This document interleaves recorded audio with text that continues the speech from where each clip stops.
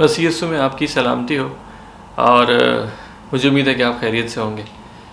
तो आज मैं आपसे डिस्कस करने जा रहा हूँ एक रूहानी आलम का कानून, लॉ ऑफ द स्पिरिचुअल। और ये लॉ जो है बहुत इम्पॉर्टेंट है बिकॉज़ हम लोग जब एक बच्चा जब बोलना शुरू करता है उस वक्त से ये लॉ उसकी ज़िंदगी में एक्टिव हो जाता है। और जब हम बच्चे से बात शुरू करते हैं तो उसका मतलब है कि जिस पेरेंट्स से जो उसने चीज़ सीखी है, जिस इन्वायरमेंट के अंदर या चर्च के अंदर, कलीसिया के अंदर, स्कूल के अंदर जो चीज़ें वो जो कॉन्सेप्ट्स ग्रास्प कर रहा है, जो कॉन्सेप्ट वो सीख रहा है, वो जब वो बोलना शुरू करता है तो वो स्पिरिचुअल लॉज जो है वो एक्टिवेट कर देता है। इसलिए आपको ये बात समझने बहुत आसानी होगी कि जिस तरह के पेरेंट्स की लाइफ होती है या जिस तरह की चर्च की इन्वायरमेंट होती है, वही इन्वायरमेंट जो है बच्चा इजीली जो है अपनी ज़िंदगी में ट्रांसलेट कर लेता है। ट्रांसलेट करने का मतलब है कि सेम इन्वायरमेंट के अंदर बच्चा जो है वही उन्हीं हालात के अंदर जो है बच्चा अपने आप को ढाल लेता है और वही हालात जो है उसकी ज़िंदगी का हिस्सा बन जाते हैं, जो कि अच्छा भी हो सकता है, बुरा भी हो सकता है। तो अगर पेरेंट्स की लाइफ या फैमिली लाइफ जो है वो अच्छी है तो बच्चा जो है वो एक अच्छी एग्ज़ाम्पल लेकर अपनी ज़िंदगी में उसको मल्टीप्लाई या कॉपी करता है। और अगर कलीसिया की एग्ज़ाम्पल अच्छी है तो वो अच्छी एग्ज़ाम्पल जो है वो उसको मल्टीप्लाई और कॉपी करता है। अगर बुरी है तो इसके अपोजिट होता है। और अगर उसमें खामियां हैं तो वो खामियां कॉपी करता है, अच्छाइयाँ हैं तो अच्छाइयाँ कॉपी करता है। तो जिस तरह की इन्वायरमेंट होती है उस तरह की वो चीज़ कॉपी कर लेता है। अब जैसे कि मैंने कहा कि बच्चा जो है उसी टाइम से ज़िंदगी में ये लॉ एक्टिवेट कर देता है, स्पिरिचुअल लॉ। एक थोड़ी सी कन्फ्यूजन पाई जाती है कलीसिया के अंदर कि लोग समझते हैं कि स्पिरिचुअल लाइफ, रूहानी ज़िंदगी जो है सिर्फ वो ज़िंदगी है जो हम चर्च में जाते हैं, जब दुआ करते हैं, जब हम अलहदा से बैठ के दुआ कर रहे हैं, वो रूहानी ज़िंदगी है। पर हिब्रू कल्चर के अंदर हर चीज़ रूहानी है। मतलब आप बैठ के चाय पी रहे हैं या आप दुआ कर रहे हैं, आप किसी से बात कर रहे हैं, आप किसी से बदतमीज़ी कर रहे हैं, आप किसी से अच्छा सलूक कर रहे हैं, हर चीज़ जो है वो रूहानी फेल का एक हिस्सा है। जैसे कि अगर आप किसी हिब्रू शख्स से पूछेंगे कि आपकी रूहानी ज़िंदगी कैसी जा रही है, तो वो थोड़ा सा आपको हैरत से देखेगा कि आप क्या बात कर रहे हो, बिकॉज़ उनके लिए ज़िंदगी सिर्फ एक है और या तो सिर्फ रूहानी होती है या तो नहीं होती। तो उससे आपको समझ में आती है कि जब जिस पब्लिक के लिए जिस पब्लिक से एड्रेस हुआ मेन स्क्रिप्चर्स उस वक्त के, वो स्क्रिप्चर्स को किस तरह से समझते थे और वो किस तरह से लेते थे, आपको समझने में थोड़ी आसानी होगी। अब हमने बात की कि आज हम बात करेंगे एक स्पिरिचुअल लॉ की। तो आप मेरे साथ देखिए रोमियो का ख़त, उसका 10 बाब और उसकी 10 आयत। आपके लिए उर्दू में पढ़ता हूँ मैं। क्योंकि रास्तबाजी के लिए ईमान लाना दिल से होता है और नजात के लिए इकरार मुंह से किया जाता है। न्यू किंग जेम्स वर्जन में इस तरह लिखा है, for with the heart one beliefs unto righteousness and with the mouth confession is made unto salvation.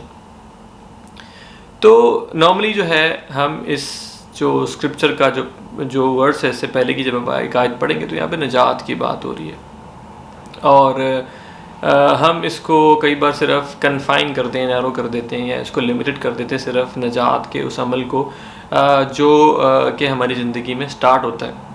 पर बेसिकली ये एक रूहानी लॉ है जो हम हर वक्त प्रैक्टिस करते हैं। हम हर वक्त दिल से यकीन करते हैं, हर वक्त मुंह से इकरार करते हैं, हर वक्त दिल से यकीन करते हैं, हर वक्त मुंह से इकरार करते हैं।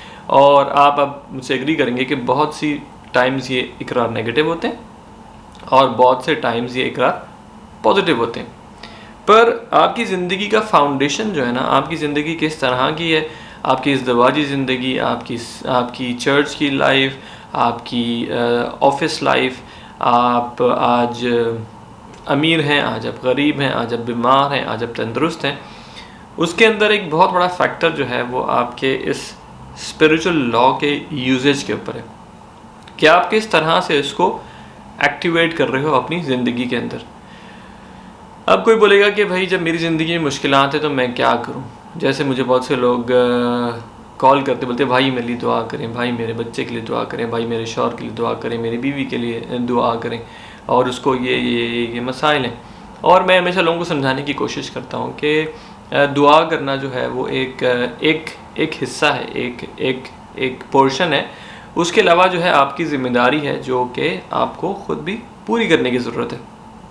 पर बहुत से लोग जो है दुआ को समझते हैं, वो समझते हैं कि दुआ जो है वो इस तरह से जो है वो मसाइल को स्पीड में हल कर देगी, पर ऐसे नहीं होता। आपको जो है प्रॉपरली स्पिरिचुअल रेल्म के अंदर उन कानून को फॉलो करना है। जिस तरह जब आप एक कंट्री में रहते हो, आपको उस कंट्री में अच्छे तरीके से रहने के लिए उसके लॉज को समझना है और उसको फॉलो भी करना है। इसी तरह जो है स्पिरिचुअल जो वर्ल्ड है, स्पिरिचुअल जो दुनिया है, रूहानी जो आलम है, उसके अंदर जो है कुछ लॉज जो हैं बहुत इंपॉर्टेंट है जिनको आपको समझना है। पहली चीज़ जो है उसमें फाउंडेशन जो है कि दिल से यकीन, क्या आप दिल में क्या यकीन रखते हो, या और वो किसी भी बात के लिए हो सकता है।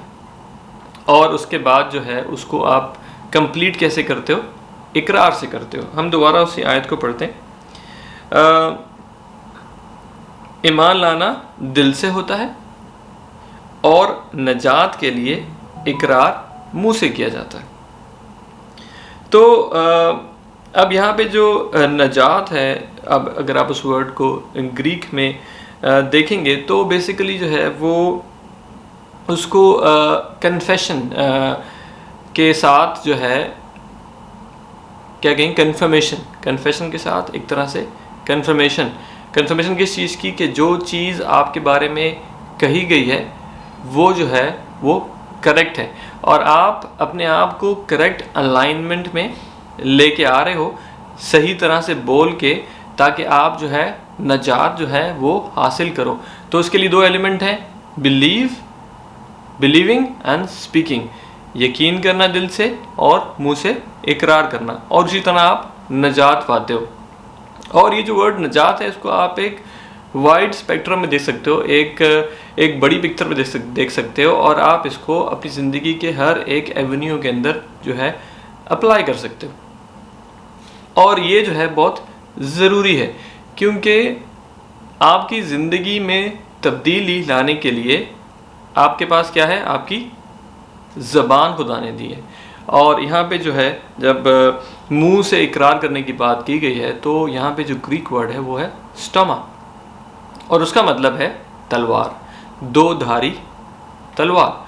तो जब आप अपने मुंह का सही इस्तेमाल करते हो तब क्या है, आप स्पिरिचुअल रेल्म के अंदर जो है एक तरह से तलवार चला रहे हो और आप अपनी ज़िंदगी को करेक्शन की तरफ लेके आ रहे हो। और आपकी ज़िंदगी जो है, जब आप सही चीज़ का इकरार करते हो दिल से यकीन करने के बाद, तो आप सही लॉस को, सही पावर को जो है मोशन के अंदर लेके आते हो। और खुदावन के पाक रूह से आपका ताल्लुक़ जो है वो सही कन्फेशन के बेसिस के ऊपर है, सही बिलीविंग के बेसिस के ऊपर है।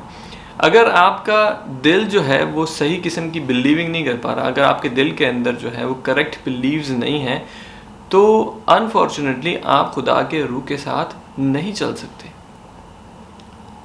अब कई बार लोग इसको बुरा समझते हैं इस बात को कि नहीं ऐसा नहीं है, पर हकीकत में खुदा जो है बहुत ज़्यादा ऑर्गेनाइज्ड है। खुदा जो है प्रिंसिपल्स पे चलता है, हमेशा वो प्रिंसिपल्स पे चलता है। और खुदा ने जब ये प्रिंसिपल्स सेट कर दिए हैं तो वो उससे लेफ़्ट या राइट में नहीं जाएगा आपके लिए। आपको जो है इस बात को समझ के जो है वो आगे की तरफ जाना है। अब मैं एक छोटी सी एग्जांपल आपको देने जा रहा हूँ। ये योएल की किताब, उसका 3 बाब और उसकी 10 आयत देखते हैं यहाँ पे कलाम क्या फरमा रहा है। अपने हल की फालों को पीट कर तलवारें बनाओ और हंसों को पीट कर भाले, कमज़ोर कहे कि मैं ज़ोरावर हूँ। तो जब आपकी ज़िंदगी में मुश्किल हालात हैं, तो अब यहाँ पे देखो कलाम फरमा रहा है कि आप इसकी बैकग्राउंड में भी जाएंगे तो ये एक निचोड़ है एक तरह से एक बात का, जिसको आप पढ़ सकते हैं। अब आप यहाँ देखें कि उनके पास जो उस वक्त अवेलेबिलिटी थी, क्या हल की फालें हैं उनके पास और हंसे हैं उनके पास। तो ये दो चीज़ें उस समय अवेलेबल हैं और खुदावंद इंस्ट्रक्ट कर रहा है कि उन्हीं को आपने कन्वर्ट करके क्या करना है, तलवार बनानी है और भाले बनाने। तो जो दो चीज़ें बनाने को कही जा रही हैं यहाँ पे, ये जो आपके पास अवेलेबल उस टाइम टूल्स हैं उसी को कहा जा रहा है बनाने के लिए, उसी को इस्तेमाल करने को कहा जा रहा है। और आगे एंड में, स्क्रिप्चर के एंड में खुदावंद फरमाता है कि कमज़ोर कहे मैं ज़ोरावर हूँ। तो अब कमज़ोर कैसे कहेगा कि मैं ज़ोरावर हूँ, जब वो कलाम की इंस्ट्रक्शंस को करेक्टली फॉलो करेगा। अब कई बार जो है जब हमारी ज़िंदगी में मुश्किलात होती हैं, फॉर एग्ज़ाम्पल अगर किसी के ऊपर किसी ने जादू किया हुआ या उसको कोई स्पिरिचुअल प्रॉब्लम आ रही है, अब कलाम फरमाता है कि कोई हथियार जो हमारे अगेंस्ट बनेगा वो कामयाब नहीं होएगा। अब जब एक इंसान एक मसला फेस कर रहा है, अब ये एक रियलिटी है, उसको मसला हो रहा है, पर इस रियलिटी के अंदर जब वो कमज़ोर है तो वो क्या इकरार कर रहा है, क्या बिलीव कर रहा है।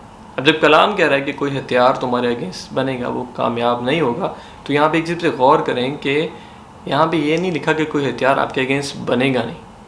सो पॉसिबिलिटी है कि हथियार आपके अगेंस्ट बने, पर प्रॉमिस क्या है कि वो आपके अगेंस्ट कामयाब नहीं होएगा, वो जो है आपको नुकसान नहीं पहुंचा सकता। तो अब जब इस केस के अंदर आप बोलेंगे कि पता नहीं क्या हो रहा है, मुझे समझ नहीं आ रही और मैं बहुत मुश्किल में हूँ और मेरे साथ ऐसा हो रहा है, मेरे साथ वैसा हो रहा है, जो कि हम सब अमूमन करते हैं, पर ऐसा बोलने से मसले का हल नहीं होगा। पर जब आप करेक्ट लॉ को इन्फोर्स करने की कोशिश करोगे, जब आप करेक्ट बिलीफ लेके आओगे दिल के अंदर, जब आप अपने दिल को कंट्रोल में लेके आओगे, अपने ख्यालात को, अपने जज्बात को, अपने इमेजिनेशन को कंट्रोल में लेके आओगे कि कोई हथियार जो मेरे अगेंस्ट बनेगा वो कामयाब नहीं होगा, जब आपकी अवेयरनेस, आपका शऊर जो है, आप इस कलाम की वादे के आसपास और उसके अंदर और उसके साथ जब आप अपने बिलीव्स को करेक्टली लाइन में लेके आओगे और जब आप मुंह से इकरार करोगे उस चीज़ का, ये वक्त होगा जब वो जो फोर्स है जो आपके अगेंस्ट खड़ी हुई है, जो एक रूहानी क़ुव्वत आपके अगेंस्ट आ रही है, जो आपको तबाह करने के लिए आपके पीछे आ रही है, तब आपको उससे नजात मिलेगी। तो आपकी नजात जो है वो आपकी ज़बान के अंदर है। और जैसे मैंने कहा कि खुदावंद का रूह जो है वो तब आपके लिए आपकी मदद करेगा जब आप कलाम की बातों को समझकर उसके ऊपर सही तौर पे अमल करना शुरू करोगे। तो बहुत से लोग कहते हैं कि नहीं, हम पास्टर से दुआ कराएंगे और हमें हीलिंग मिल जाएगी, हमें हमारे बच्चों की शादी हो जाएगी, हमारे ये मसले हल हो जाएंगे, वो मसले हल हो जाएंगे। बेबीहुड स्टेज पे जब छोटे छोटे बच्चे होते हैं रूहानी आलम के अंदर, तो खुदा कई बार अलाउ करता है कुछ पास्टर्स को, कुछ लीडर्स को, कि वो हमारी ज़िंदगी में जो है एक डिफरेंस लेके आएँ। पर आप कलाम को थॉरली अगर स्टडी करें, आप इसको देखें, उसको समझें, तो आप देखें कि जिसने भी कुछ अचीव किया यीशु मसीह के टाइम पर या जहान के शुरू से, जिस शख्स ने कुछ भी आउटस्टैंडिंग अचीवमेंट की है, उसने ख़ुद से जुर्रत की है, उसने ख़ुद से यकीन किया है, उसने ख़ुद से बिलीव किया है, उसने ख़ुद से ईमान को प्रैक्टिस किया है। कई बार जब इंसान परेशान होता है या मुश्किल का सामना करता है, तो उस वक्त जो है वो वक्त होता है जब उसको अपने ईमान को जो है वो प्रैक्टिस करना है। आइसोलेशन के अंदर अगर मैं कमरे में बैठ के ईमान प्रैक्टिस कर रहा हूँ, जहाँ पे मेरे को कोई प्रेशर नहीं है, जहाँ पे मुझे कोई चैलेंज नहीं है, तो वो मेरी जो बिलीफ है वो टेस्ट नहीं हो रहा। वो जो बिलीफ है उसकी फाउंडेशन जो है वो बहुत कमज़ोर है, क्योंकि वो अभी तक टेस्ट नहीं हुआ। तो टेस्टिंग तभी होगी जब हमारे सामने चैलेंज आएगा।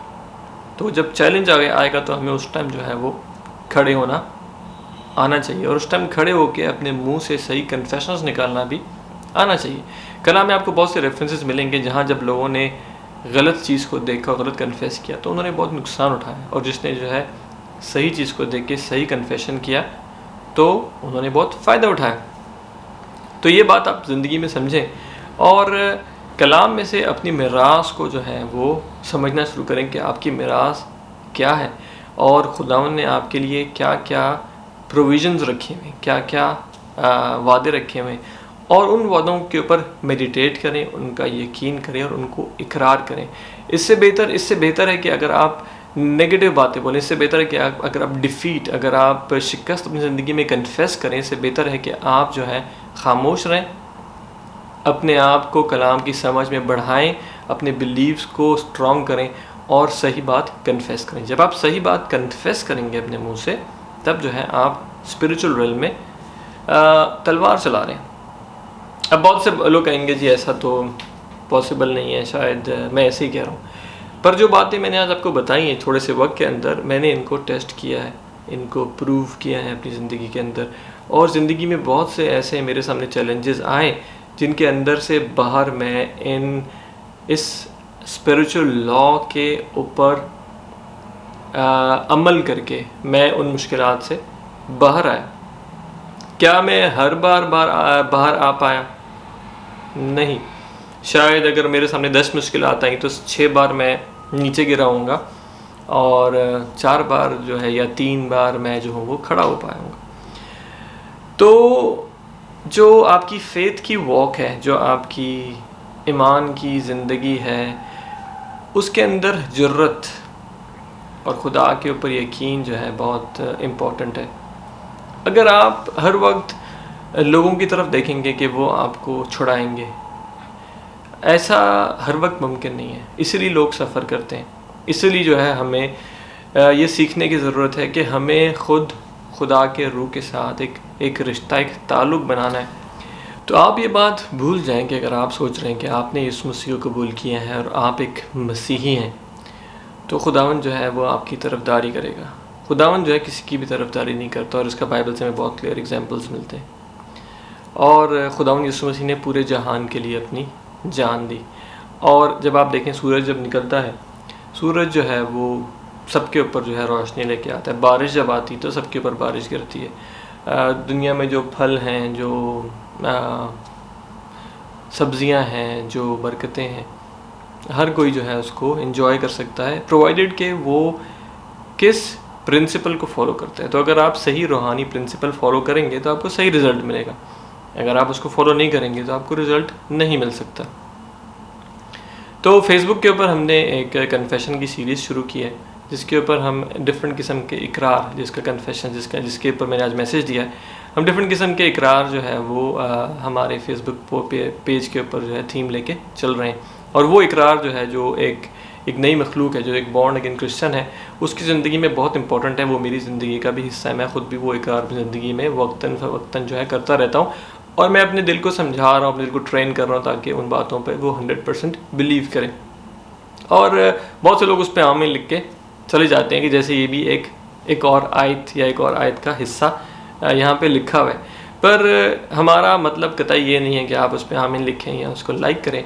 हमारा मतलब है कि हम जो है वो साथ मिलके एक करेक्ट अवेयरनेस क्रिएट करें, एक शऊर को जो है वो आगे लेके चलें कि वो शऊर हमारी ज़िंदगियों को तब्दील करे और हमारी जो है ज़िंदगी के अंदर तब्दीली बाहर नज़र आए। तो जो हमारा ईमान है, जो हमारा बिलीफ है खुदा के ऊपर, वो जो हमारी हेरिटेज है जिसकी हम बात करते हैं, वो ज़िंदगी में जो है वो कायम होती हुई नज़र आए।